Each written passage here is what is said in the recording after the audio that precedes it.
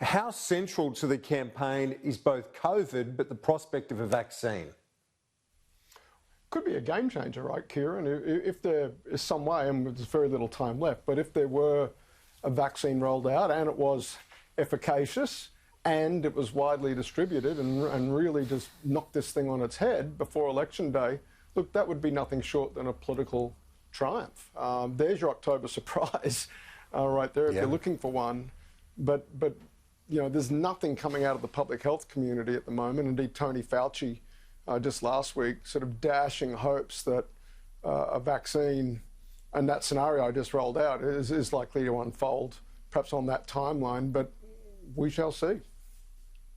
When you look at the political deficit, though, that Donald Trump faces already on COVID, it's fair to say it's quite substantial, isn't it, on the pandemic? Yeah. It's probably the single biggest factor that where he's got a negative rating relative to Biden. Who's best equipped to handle the pandemic? And Biden handily beats Trump on that. And that's why, I mean, you know, a game-changing set of facts where Trump actually says, look, Project Warp Speed, as they're calling this rapid development project to get a vaccine out. Project Warp Speed actually worked. That would convert, I think, what is right now a massive negative for Trump into at least neutralise it, if not turn it into a positive. Yeah, another negative, well, certainly a negative story. Donald Trump, as you heard in that report, vehemently denying making the statements, but the Atlantic story has got quite a big run, but, you know, the Trump supporters, Donald Trump himself adamant, didn't happen. Yeah, it was really interesting, Kieran, right? So it's Labor Day weekend in the United States. This is the official start of the sprint to the general election. So it's a long weekend. And this story ran and ran and ran over that long weekend when a lot of America isn't doing what it usually does on this sort of last long weekend of the American summer. Let us out barbecuing, water skiing, or sort of some recreational activities. A lot of people would have been at home, and a lot of people would have been seeing that story just being hammered and hammered and hammered and hammered. And it was really unusual in that regard that Trump himself had to go out there and really fight against it. Did late night media, did media sort of pretty much trying to run against it all long weekend long into the Monday public holiday in the United States. Because that's the kind of story.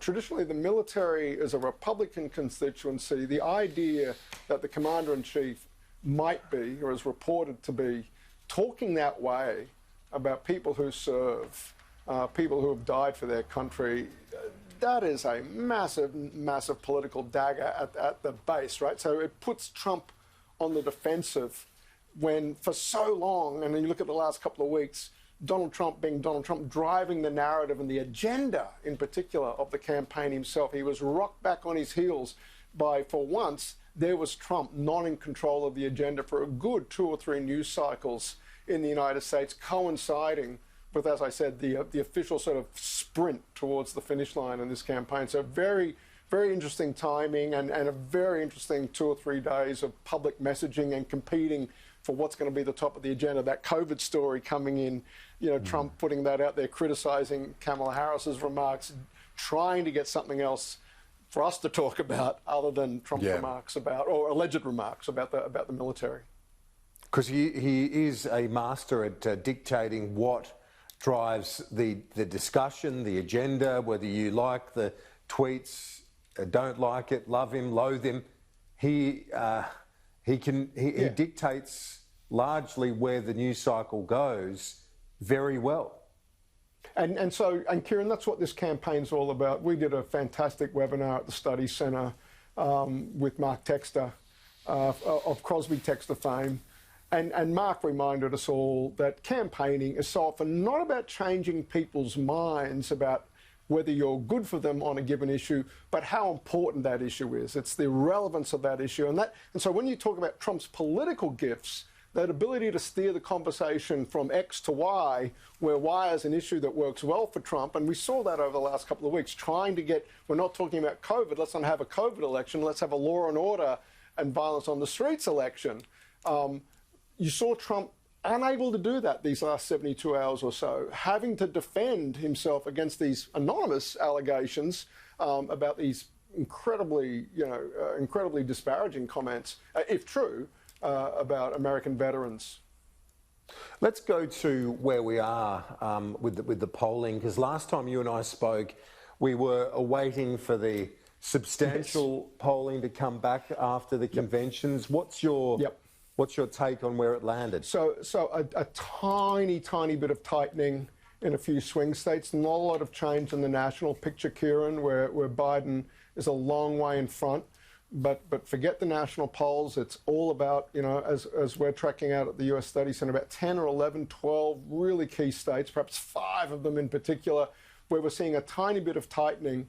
And Kieran, the thing we're so mindful of is that how wrong those polls were in 2016 in the swing states. And so the exercise we've been performing is to ask, if the polls are as wrong this time around as they were in 2016, does it still look like Biden's in front? And the answer is yes, but barely. If the polls are as wrong as they were in 2016, then this is an incredibly tight race, much tighter than any face value of the reading of the polls right now would suggest. And so the question is, can you trust those swing state polls? Have they got their act together since 2016? Yeah. Maybe, but we're going to know a lot more about that 50 days' time or so from now. Yeah, nothing would surprise us, would it? And just finally, those 5 states, what are the 5 states? And at the moment, what's the lead like in each of those? Yeah, so Florida, because it's such a big prize, Trump is a little bit behind where he was at the same stage in the polling relative to Hillary Clinton. The state he ultimately ended up winning, but right now Biden's lead there is just on the outer edge of the poll error that we saw there in 2016. So, possibly a line ball call still for Florida. But the big 3 are the big Midwestern states, Kieran. Michigan, where Biden is comfortably ahead in the polls. Pennsylvania, which has been tightening up a little bit and is looking, again, a little bit like Florida, kind of roughly where it was in 2016 at the same stage. And, of course, Wisconsin, a state where the polls were off by 7.5 points last time. And right now, Biden's lead there is about 6.5 points. So make of that what you will. But there's 4... I said 5, but there are 4 states that we're watching intensely closely. Florida and the 3 Midwestern states, Wisconsin, Michigan, Pennsylvania. And the polling is a mixed bag right now relative to where it was in 2016, and keeping in mind that the polls were wrong in 2016 in all of those states.